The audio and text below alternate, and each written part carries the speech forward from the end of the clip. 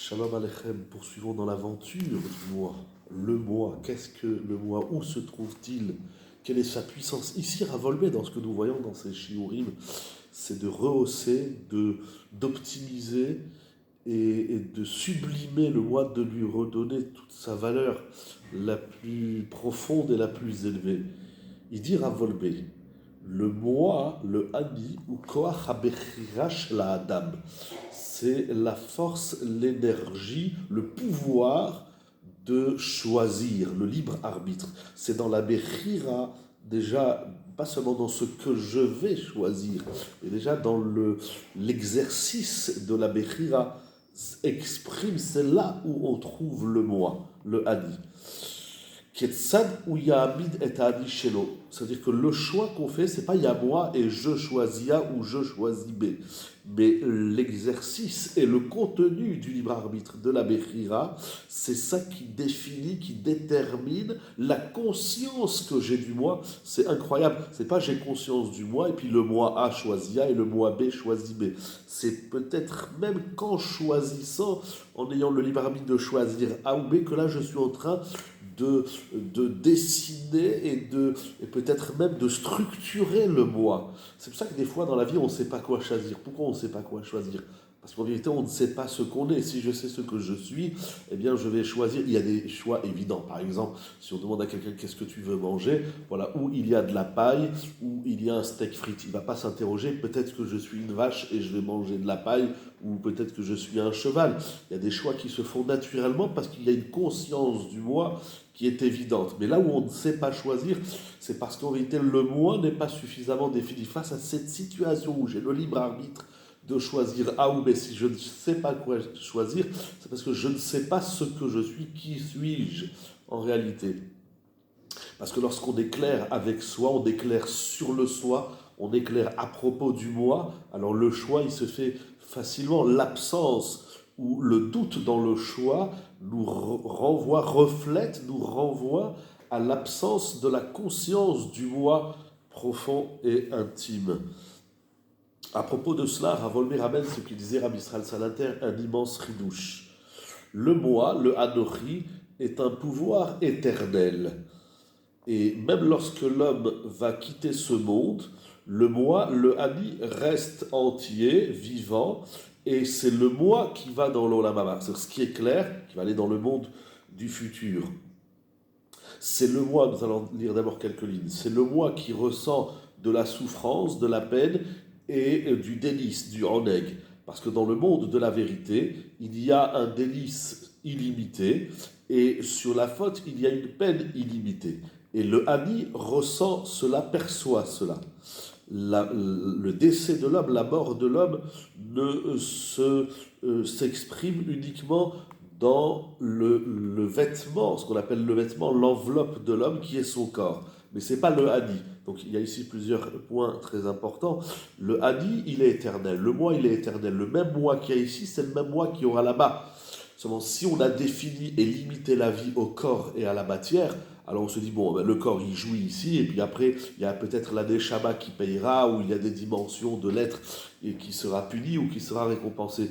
C'est une erreur. Ce n'est pas le corps qui faute ou qui fait du bien, ce n'est pas le corps qui va bénéficier d'un salaire ou chas shalom subir une punition, ce n'est pas que la neshama, c'est le moi. Alors qu'est-ce que ce moi? Ce moi, c'est cette faculté de ressentir les choses profondément, et plus on y met du sechel, plus on y met de l'intelligence, eh bien ce ressenti est plus conséquent, c'est pas un ressenti uniquement et purement émotif, mais c'est un ressenti réfléchi, intelligible, et ce Ani qui est ici, c'est donc, comme on dit en français, en âme et conscience, mais c'est bien plus que cela, où c'est la réunion des deux, qui faute, et qui sera, ce même Ani sera puni et ressentira la peine et la douleur de la punition.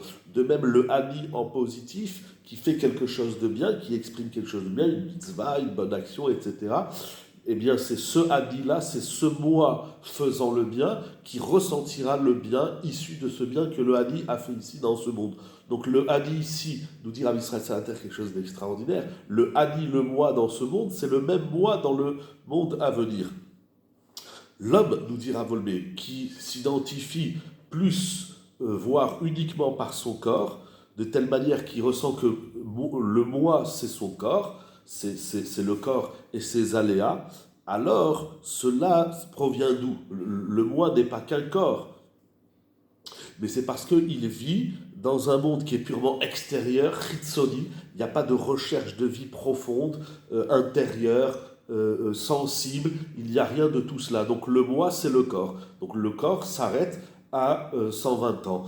Et donc le mois d'après, soit il y en a qui n'y croient pas et c'est dramatique, soit ils disent bon mais c'est un autre mois. Non, c'est le même mois. Le mois d'ici, c'est le mois de là-bas. C'est incroyable, extrêmement profond et fondamental. Qu'est-ce que le moi? Le pouvoir du moi, c'est le pouvoir qui domine, qui gère l'homme. Il y a le moi et il y a le moi, le grand moi. C'est le pouvoir qui donne à l'homme la peine et le délice du monde de la vérité. Donc c'est un moi supérieur au moi extérieur, c'est un moi intérieur. Ce moi supérieur, il est là. Qu'on le veuille ou non, il est là. Qu'on en soit conscient, qu'on travaille avec, qu'on le ressente, il est là, c'est une réalité. Et Rabbi Israël Salater va dire ce point-là dans plusieurs endroits dans son livre, mais un des endroits, nous dit Rav Wolbe, c'est dans Igeret HaMoussar. Il dit cette phrase Echad hu osea avera ve'ane'edash, le fauteur et celui qui subit la faute, qui va subir, la sanction de la faute, et la même chose dans la bonne action, celui qui fait la bonne action et celui qui va récolter le bénéfice de sa bonne action, c'est le même moi, il n'y a pas deux moi.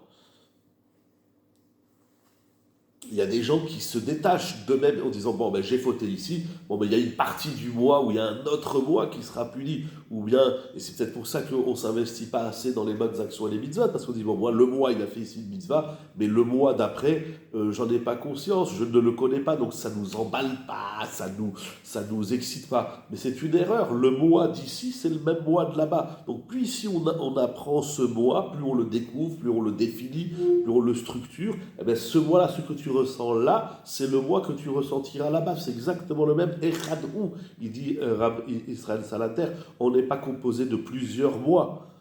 C'est-à-dire que le moi qui a transgressé la faute, c'est le même moi qui va subir la sanction. Et la même chose dans le positif, c'est le même moi qui fait la mitzvah, qui fait la bonne action, qui fait quelque chose de positif. C'est ce moi-là qui va bénéficier d'un salaire immense. Parce que le moi, c'est le grand yesod que nous avons vu ce matin de Rav Israël Salater, ramené ici par Rav Wolbe dans Ruach Shlomo Inyanim Koach Hadi, le pouvoir du moi, et bien parce que le Hadi, il est éternel, il ne s'éteint pas.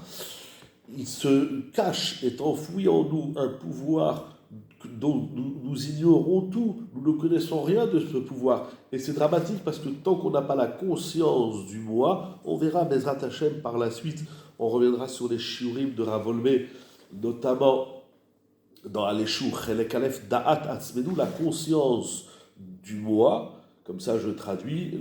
Da'at, c'est plus que. Bon, on verra Bezrat Hashem quand on reprendra, mais on n'a pas cette conscience du moi. Et puisqu'on n'a pas cette conscience du moi, alors on travaille avec un moi extérieur, vitrine, c'est le moi vitrine, encore une fois. Et même si on en parle plusieurs fois par jour, on parle moi, je, etc., mais on ne comprend pas, on ne saisit pas le pouvoir immense qui se trouve dans le pouvoir du moi. Face à Kadosh Baruch Hu, que nous ayons conscience du réel moi, du moi avec toute sa puissance et toute sa splendeur. Kol Tov.